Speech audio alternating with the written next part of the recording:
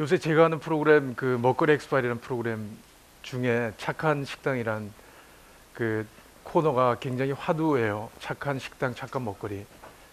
많은 사람들이 보시고 그리고 그 프로그램에 대한 평가를 굉장히 많이 해주시고 계시거든요. 근데 그 여러분은 모르겠습니다. 착한이란 그 단어를 말하면 어떤 생각이 먼저 떠오르십니까? 저는 착하다 하면 식당이 사실 먼저 떠오르는 게 아니고 제 어머님이 떠오르거든요. 그러니까 어머님은 누구한테나 다 착하다고 생각이 될 텐데, 근데 어머님한테 착하다는 말이 맞을지 모르겠는데 어머님이 아들한테 착하다는 건 어울릴 것 같은데, 근데 이 착한 말하고 식당이라는 거를 연결을 시켰을 때 그 어떻게 그 연상이 될지 모르겠어요. 착하다는 거를 제가 사전에 한번 찾아보니까 언행이나 마음씨가 곱고 바르며 상냥하다 이렇게 돼 있어요. 당연히 뭐 사람한테 해당되는 말일 것이고, 그리고 뭐 키우는 강아지한테도 해당될지도 모르겠습니다. 착한 강아지 뭐 인데, 이 착한하고 사실 식당은 어울리는 말은 아니에요. 착한 식당 할 때 뭐 식당이 저희한테 상냥하고 그다음 식당이 곱고 아니면 바른 식당이다 이런 표현은 사실 맞지는 않는데, 제가 착한하고 식당을 연결시킨 이유는 저희한테 그런 착한이 가지고 있는 어머니 같은 이미지 같이 어머니가 저희한테 차려주는 그런 음식을 저희한테 해줄 수 있는 그런 식당을 착한 식당으로 규정을 한 거예요. 많은 분들이 착한 식당 하면 그 도대체 기준이 뭐냐라고 이렇게 물어보시는 분들이 있는데, 뭐 정확한 기준이 1, 2, 3, 4, 5, 6 이렇게 정할 수도 있지만 정하지는 않고, 단지 저희 그 PD들이 취재를 다니면서 착한이란 어머니가 차려주는 음식 그리고 그걸 제공하는 그 식당을 착한이란 카테고리를 넓게 저희가 한번 잡아본 것입니다. 그래서 저희 그 지금 주제가 도시 2.0인데, 도시 2.0에서 소위 착한 식당이 어떤 역할을 해야 되는지, 그리고 어떻게 하면 착한 식당을 많이 만들 수 있는지에 대한 제가 아이디어를 몇 가지 제공을 하려고 이 자리에 섰습니다. 우선 그 착한 식당을 찾기 위해서는 착하지 않은 식당은 그러면 어떻게 하고 있느냐를 먼저 이야기를 해야 될 것 같아요. 우리가 흔히 아침 보통 식사를 집에서 하시고 나와가지고 한 끼 내지는 최소한 두 끼, 뭐 저는 일주일에 한 세네 끼 빼고 나머지는 다 외식을 하는데, 그 식당에 가서 밥을 먹을 때 우리가 먹는 음식이 과연 제대로 된 음식인가에 대한 그런 판단 기준이 사실 굉장히 애매해요. 그리고 대부분은 제 생각에는 어머니가 차려주는 그런 밥이 아니고 그 상업적으로 맛있게 만든 그런 음식을 식당에서 제공을 한다고 생각이 듭니다. 대부분의 식당이 그런 건 아니지만 꽤 많은 식당이 그 음식 재탕, 제사 용어 굉장히 좋은 말이고요. 재탕을 하고 있고, 뭐 저희가 취재를 해봐도 그런 게 현실인 것 같아요. 단지 저희가 모르고 먹다 뿐이지 여러분이 남긴 김치 그리고 여러분이 남긴 나물 등 반찬, 심지어는 어떤 분 저희한테 제보하는 거 보면 그 우동 국수도 이렇게 남기면 그거를 빼가지고 말려가지고 다시 뭐 불려서 한다는 그런 이야기도 있고, 이게 저희 그 한식의 특성상 반찬이 많이 깔리기 때문에 그렇게 먹지 않는 반찬을 갖다 버리는 게 그 뭐 낭비라고 생각하시는 식당 주인들이 상당히 많은 건 현실입니다. 저는 식당에 가서 이전에 한번 제가 직접 목격한 이후에는 절대 그 제육볶음을 먹지 않습니다. 제육볶음을 어떻게 하냐면, 제육볶음이 양념으로 굉장히 많이 이렇게 버무려져 있기 때문에 고기도 들어가고 두부, 그 위에 이렇게 파가 올려져 있는데, 그거를 사람들이 고기만 먹고 그다음 두부 몇 점 먹고 대부분이 양념은 남긴 상태에서 다 이렇게 그러니까 주방으로 다시 가져가는데, 그거를 파 이렇게 빼내고 거기다가 고기 몇 점 썰어 놓고 다시 볶아요. 그리고 내서 두부 위에 올리고 파 올리고 해서 다시 나오는, 뭐 다른 식당도 제 취재하는 거 보면 특히 제육볶음은 그렇게 많이 하더라고요. 전 그것뿐이 아니라 그 저희가 가지고 있는 반찬을 재활용할 수 있는 음식, 그 뭐 김치찌개나 된장찌개나 이런 것도 상당히 그렇게 할 거라고 생각을 하고 있습니다. 이게 실제로 현실이고 착한 식당과는 거리가 먼 우리 식당의 모습입니다. 그 다음에 식품 첨가물, 여러분이 무신경하게 드시는 음식 속에 당연히 여러 형태의 식품 첨가물이 들어있고, 그리고 그게 고지가 법적으로 고지할 필요가 없기 때문에 고지가 안 되고 할 필요도 없고 여러분은 모르는 상태에서 많이 드십니다. 그리고 그게 우리 몸에 어떤 영향을 끼칠 것인가에 대한 검증도 제대로 돼 있지가 않아요. 합법적으로 그 식약청에서 써도 괜찮다고 허용을 했다 그래서 그거를 무분별하게 사용했을 때 장기적으로 저희 몸에 어떤 영향을 끼칠 것인가에 대한 그걸 뭐 저희도 모르고 사실 전문가도 모르고 식당 주인분들은 더더욱 모릅니다. 알 필요도 없고요. 식용 색소를 포함해 가지고 뭐 뒤에도 나오겠지만 여러분 즐겨 드시는 찜닭도 여러 형태의 식품 첨가물이 들어가고 명란젓 마찬가지고요. 한참 논란이 되고 있는 MSG 문제입니다. 화학조미료 지금 현재는 세계보건기구하고 저희 식약청에서 하루 섭취 허용량 자체가 없어졌어요. 그 이야기는 제조업체나 뭐 관련 기관들은 그 이야기는 우리 몸에 안전하기 때문에 얼마든지 먹어도 된다라고 이야기를 하지만 실제로 저를 포함해서 많은 분들이 그 드시는 음식 속에 상당한 양의 MSG가 들어있는데 그게 먹고 그게 우리 몸에 어떤 작용을 할지는 사실은 몰라요. 어느 누구도 그 양에 대해서 책임지지 않습니다. 음식을 먹고 물이 캔다든지, 대표적으로 물이 캐고 그 다음에 약간 뭐 민감하신 분은 현기증도 나고 하실 텐데 그런 분들은 MSG가 상당히 많이 사용된 음식을 드시고 있는 겁니다. 근데 예를 들면 이렇게 한번 생각을 해보시죠. 얼마나 많이 사용되고 있냐면 여러분이 중국집을 가셔서요. 세 분이서 가시면 뭐 제 거는 MSG를 넣지 않고 그냥 뭐 저 짬뽕을 주시고 그 다음에 두 사람은 있는 그대로 MSG를 넣어서 평소에 하시던 대로 만들어서 달라고 이야기를 한 다음에 MSG가 들지 않은 걸 먼저 한 스푼을 드셔보십시오. 그러면 맛이 없습니다. 싱겁고요. 입맛이 심심해요. 이게 뭐지 할 정도로. 그 다음에 옆에 MSG가 든 보통의 짬뽕을 드셔보십시오. 그러면 맛있어요.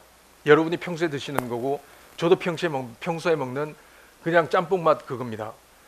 다시 좀 있다가 천천히 MSG가 들지 않은 거를 한 3스푼 정도, 3-4스푼 정도 천천히 드시면은 횟수가 늘어갈수록 그 음식 속에 들어있는 재료의 맛 있잖아요. 홍합 맛, 그 다음에 양배추 맛 이런 게 천천히 느껴져요. 저희 몸이 자연스럽게 그 음식 맛을 느끼는 겁니다. 그 다음에 MSG 같은 짬뽕을 먹으면 처음에 여러분이 느꼈던 맛있는 그 맛이 아니에요. 그 맛하고는 달라져 있는 맛을 느끼게 됩니다. 그 다음에 다시 한 4-5스푼 정도 이 MSG가 들지 않는 걸 드신 다음에 그 다음에 MSG가 든 거를 드셔보십시오. 잘못하면 토 나옵니다. 맛이 완전히 달라져 있어요. 이거는 자연스러운 맛이고 이거는 자연스러운 맛이 아닙니다. 매번 이거 든 것만 여러분이 드시니까 그게 자연스러운 맛으로 생각되시지만 결코 그렇지 않아요. MSG 자체가 일부에서는 논란이 되고 하니까 이전에 다시마에서 추출된 핵산을 가지고 만든 것이고 아니면 사탕수수나 핵산을 가지고 만든 것이기 때문에 자연식품이다. 근데 그걸 먹는 게 뭐가 문제가 되느냐라고 이야기하시는 분들이 계신데 뭐 맞는 이기도 합니다. 근데 문제는 양의 문제예요.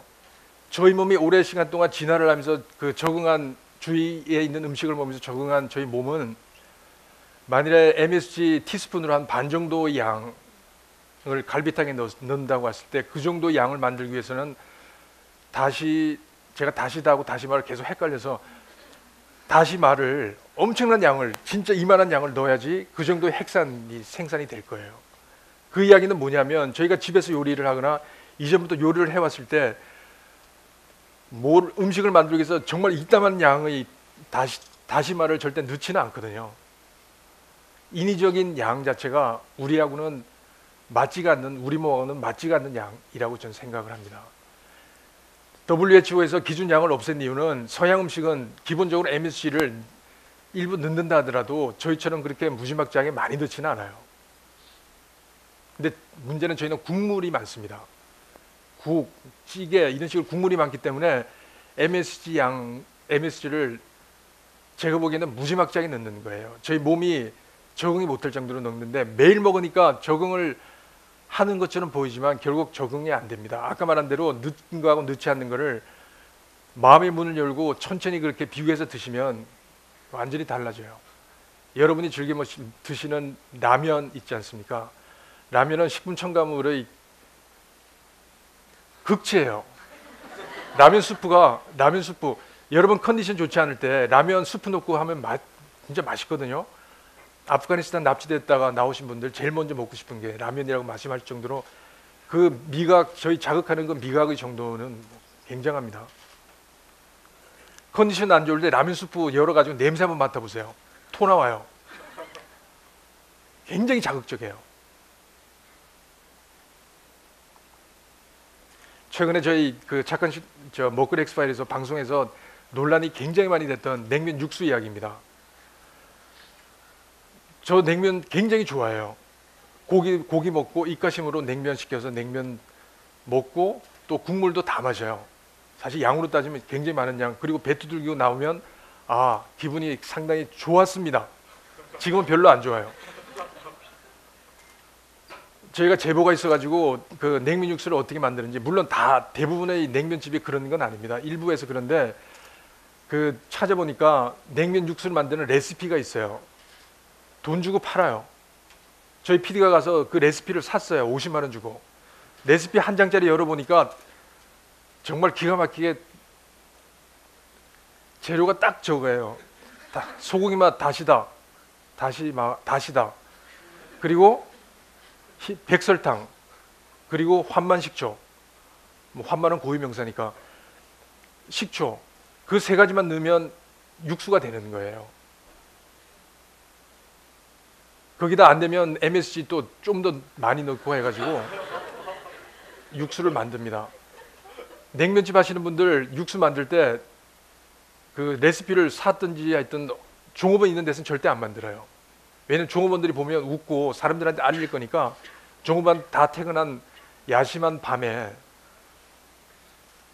주위에 종업원이 있는지를 확인하고, 그리고 지금 말한 이 세 가지를 넣고 물 넣고 냉장고에 넣어서 얼려요. 그래서 굉장히 차게.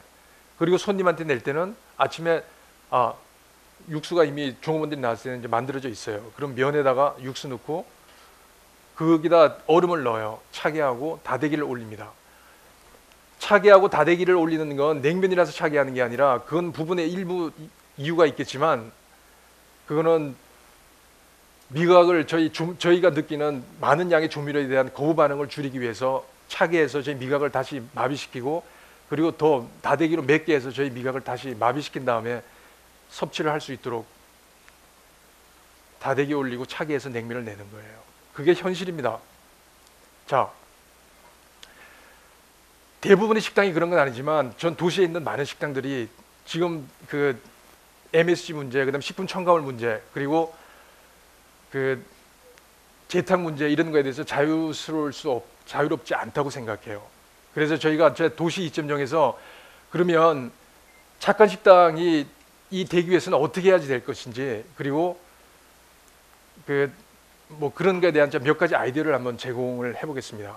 우선 저희 한식의 특성상 많이 하고 있는 음식 재탕에 대해서는 저는 저희가 방문한 식당이 선언 비슷하게 저희는 음식 재탕을 하지 않습니다라고 손님들한테 떳떳이 이야기를 해줬으면 좋겠습니다.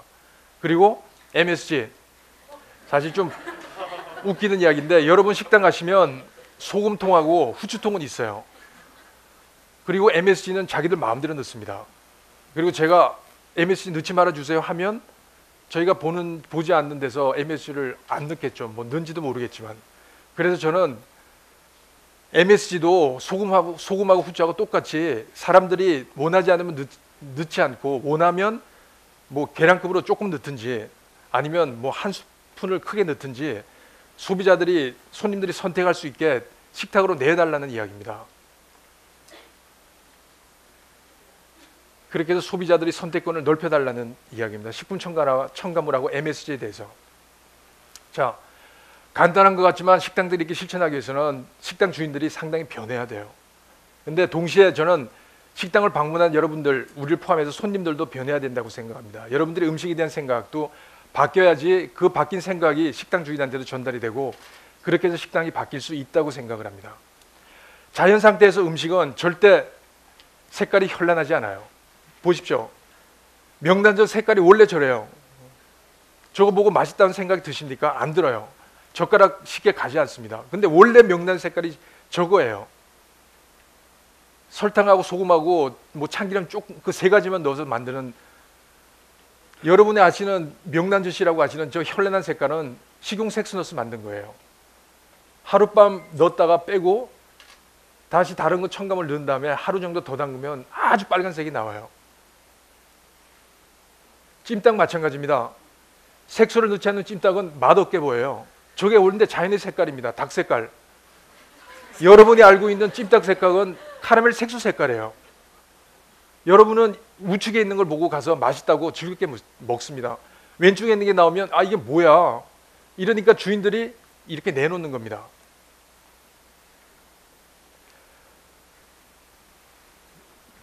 닭이고 계란입니다.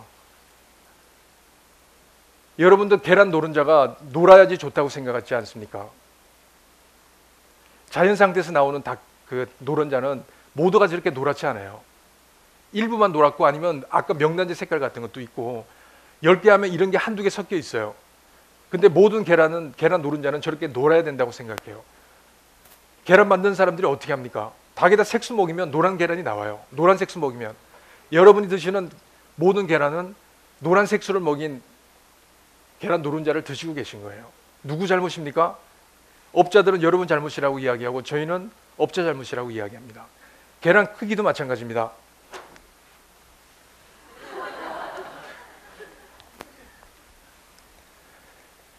크게 보이시죠?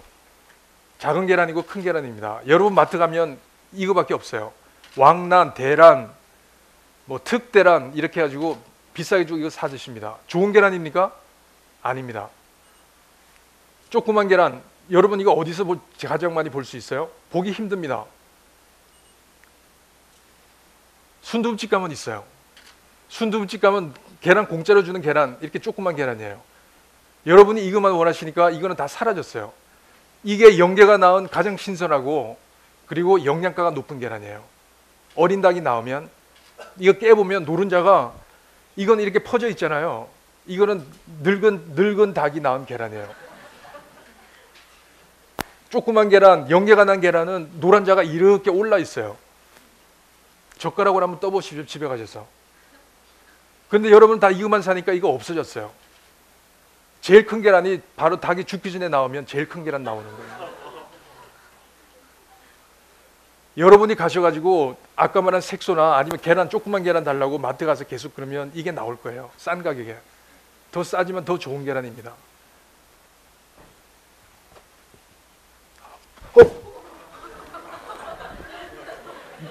늙은 닭이 낳은 계란은 잘 안 깨져요. 껍질이 두꺼워서 그렇습니다. 저희 착한 식당이 나온 주인이에요. 저는 도시 이쯤장에 나온 그 계시는 착한 식당이 앞으로 많이 생기면 그 주인들이 이런 모습이 돼야 된다고 생각합니다. 되게 착하게 생겼어요. 이빨도 앞에 두 개가 빠지셨어요.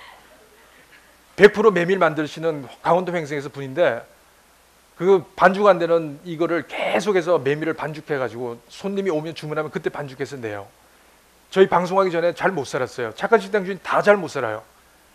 음식에 대해만 신경 쓰고 열정 가지신 분들이 마케팅이나 돈 벌기 위해서 노력을 별로 안 하기 때문에 못 살아요. 방송 나가서 다 잘 살아요. 돈을 많이 벌어요. 이분도 지금 돈 많이 벌고 계세요. 근데 손이 아프니까 좀 쉬려고 해도 손님들 오면 할머니가 계속 비비라 그래서 계속 반죽하느라고. 저는 음식을 착하게 좋은 재료로 재료의 맛을 느낄 수 있고 식품첨가물 같은 화학 제품 안 쓰고 그리고 거칠게 만들어도 장사가 된다고 생각합니다. 여러분들이 찾고 그리고 알려지기만 하면 도시에서도 그런 분들이 지금까지는 못 벌었지만 저희 착한 식당이 그런 예를 보여주고 있는 겁니다. 착한 식당 못 보신 분들이 좋은 재료 가지고 음식 열심히 만들면 돈을 벌 수 있다는 걸 저희 프로그램에서 보여주고 있는 거예요. 그래서 저는 착한 식당이 단순한 의미일 수도 있지만 착하게 살면 돈을 벌 수 있다는 그런 메시지를 전달하고 있는 것이고, 도시 2.0에서 착한 식당이 서울에도 많이 생겨서 그런 분들이 돈을 많이 벌고, 그리고 다른 분들이 볼 때 저렇게 하면 돈을 벌구나, 음식을 저렇게 만들어도, 그래서 따라해서 서울에 있는 식당의 최소한 3분의 1 정도는 착한 식당이 됐으면 좋겠습니다. 마치겠습니다.